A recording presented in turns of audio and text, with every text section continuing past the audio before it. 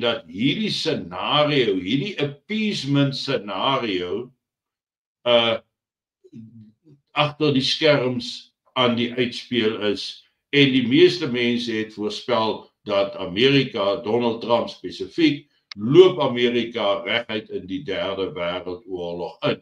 En eintlik was dit 'n briljante strategie om almal te appease en daardeur 'n mate van vrede en veiligheid af te dwing. Dit sê nie vir ons dit gaan 'n blywende vrede wees nie, maar ten minste is daar 'n definitiewe poging. En al die manne wat Trump veroordeel het vir hierdie swak besluitneming, en ek moet sê, ek self was geskok toe Trump besluit om wel 'n bomaanval te doen. Maar in 'n sekere sin het hy ons almal uitoorlê en het hy sy doelwit behaal. En dit is om daardie 16 dae oorlog te stop.